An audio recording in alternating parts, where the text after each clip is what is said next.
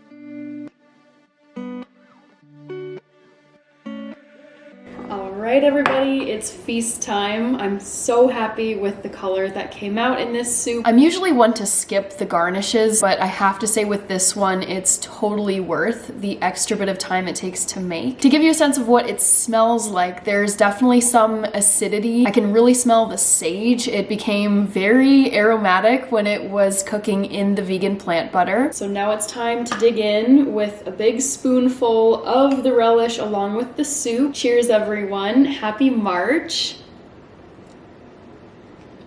I'm also thinking this too. I love texture in my food. I tend to not go for things that are just super smooth. And don't get me wrong, I do enjoy soup, but I like my soup to have some texture to it. And the relish adds this lovely burst of flavor as well as some crunch from the sliced almonds, the chopped Granny Smith apple, and the leeks. Oh, this is heavenly. So good.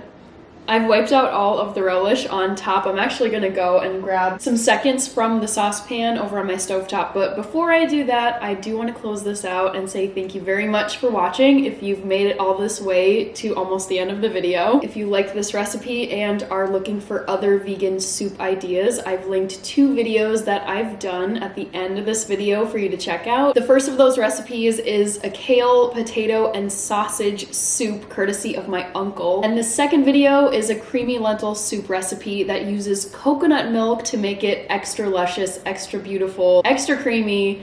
Enough said. Also, a quick reminder here before I sign out for real. I do want to remind you that I've launched my channel memberships. Basically, if you want bonus content, think behind the scenes videos or more personal style videos, you can sign up to be a member. There's a $2.99 rate and a $4.99 rate, and there's perks at each of those levels. So consider it if you're interested. All right, take care, my lovely foodies, eat well, and I'll see you in the next episode on this channel. Bye!